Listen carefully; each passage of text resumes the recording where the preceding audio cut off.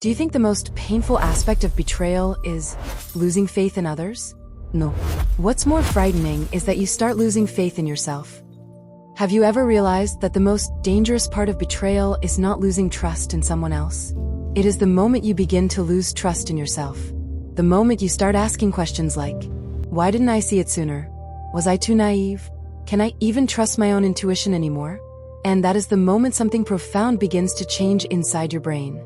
In neuroscience, when someone close to us causes deep emotional harm, a region of the brain responsible for detecting threats, the amygdala, can activate as if we were facing a life-threatening danger. But here is the strange part. This time, the threat is not a stranger. It is someone your brain once recognized as one of the safest places in the world. So today, we explore a deeper question. What does betrayal truly steal from the human mind? And how can we take it back? In today's episode, Zenora Neuroscience invites you into a journey of reflection around a question most of us rarely pause long enough to ask. Together, we will walk through a path that connects neuroscience, emotional wounds, and the extraordinary human capacity for healing. Because the brain is not simply a container for memories and emotions. It is a living system, capable of adapting, reorganizing, and recovering in ways we often underestimate. In this episode, Zenora explores how our experiences, especially painful ones, shape the architecture of the brain. And more importantly, why even after profound emotional injuries, human beings still possess the ability to heal, rebuild, and rediscover themselves. So, let us begin this journey together. Have you ever heard the sound of trust breaking? It is not a gentle crack. It is a silent explosion inside the chest. An earthquake that shakes the entire world you thought you knew, collapsing the foundation of reality beneath your feet. People often say that betrayal steals our trust in others. But what if that is not the real loss? What if betrayal takes something far more primitive, deeper, and more terrifying than trust in another person? Something so fundamental that you never realized you possessed it until the moment it disappeared. And the cruel irony is this. Sometimes the key to healing that deepest wound seems to be held by the very person who shattered your heart. But the real question today is not, how do we trust others again? The real question is this. What exactly did betrayal steal from us?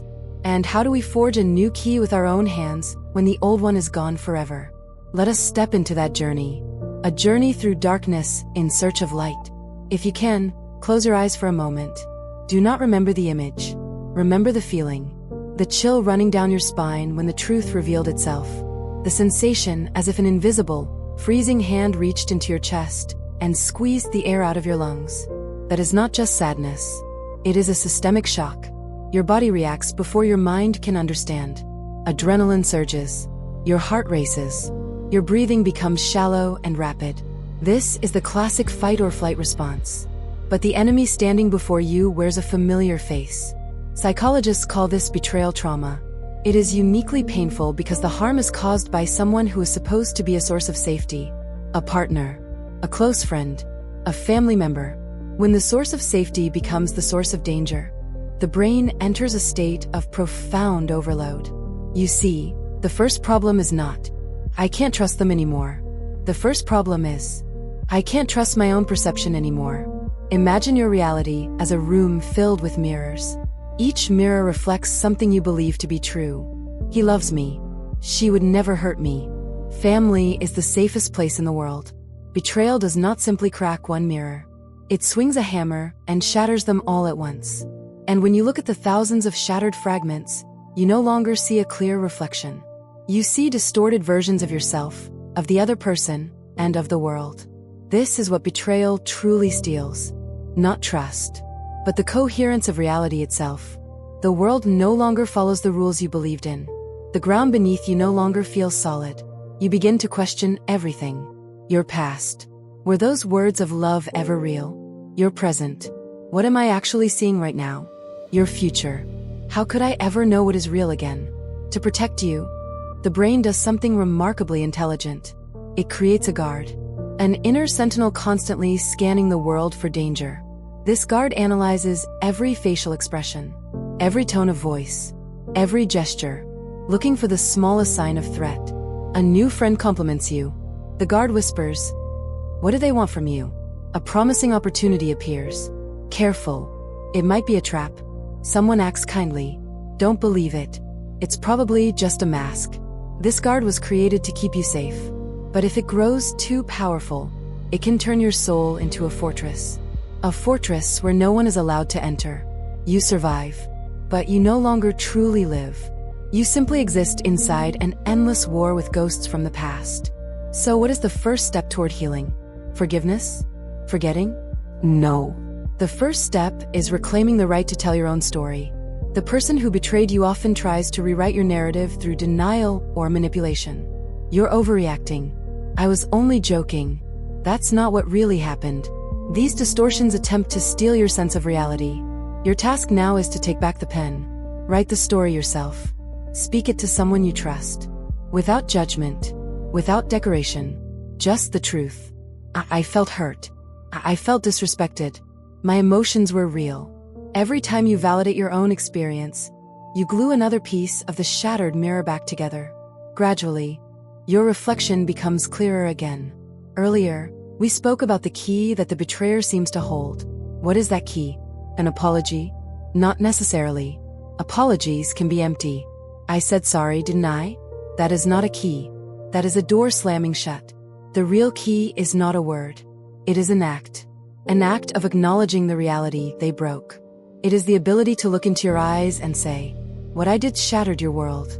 I understand that your pain is real. And I caused it. This is called validation. When someone offers genuine validation, they return the final missing fragment of your reality. They confirm that you were not imagining things, that you were not irrational, that what you experienced was real. But the truth is, most of the time, we will never receive that key. So what then? Do we live forever inside a room of broken mirrors? In Japan, there is an ancient art called Kintsugi. When a precious ceramic bowl breaks, it is not discarded. Instead, artisans repair it using lacquer mixed with powdered gold, silver, or platinum. They do not hide the cracks. They highlight them. The fractures become golden rivers across the surface. And the repaired object often becomes more beautiful and valuable than before it broke. The human soul works the same way. The wounds of betrayal leave cracks that cannot be erased. But you can choose the material used to repair them. You could fill them with bitterness, with resentment, or you could fill them with gold. What is that gold? Self-compassion, learning to trust your judgment again, setting strong boundaries, having the courage to feel pain without allowing it to destroy you. If the betrayer never gives you the key, then step into the forge of your own soul. Forge one yourself. First, melt the ore. Allow yourself to feel anger, grief, disappointment. Second, hammer the shape. Set boundaries. I deserve respect. Third, sharpen the blade. Reflect on the warning signs you once ignored. Not to blame yourself, but to strengthen your intuition. Fourth, temper the metal. Accept reality as it is. The key you forged does not reopen the door that was closed. It opens new doors. And most importantly, it unlocks the cage you may have unknowingly built around yourself.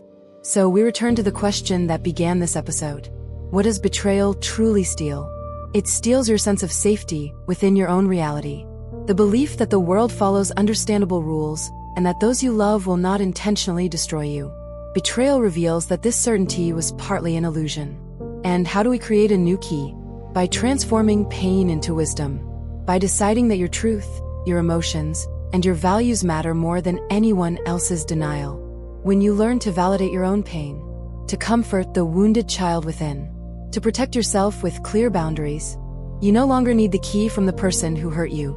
You become the keeper of your own soul. Your new trust is no longer naive. It is conscious. It is wise. And most importantly, it is rooted in your confidence that even if trust is misplaced again, you have the strength to survive it. That is real freedom.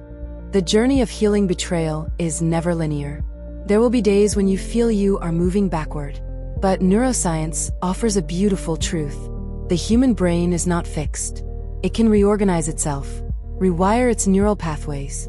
Scientists call this neuroplasticity. The neural patterns shaped by pain can be rewritten. Hypervigilant threat systems can learn calm again. And the sense of safety that betrayal once stole is something the brain can learn to create again. Every boundary you set, every time you listen to your intuition, every moment you treat yourself with kindness, you are literally rewriting your nervous system. If this episode touched something inside you, remember this. The cracks within your soul are not signs of weakness. They are the places where wisdom enters. This is Zenora Neuroscience, where neuroscience meets healing. And if this journey resonated with you, continue walking with us in future episodes. Because sometimes, understanding how the brain works is the very first step toward allowing the heart to heal. Zenora, the journey home, mindfulness, and blossoming.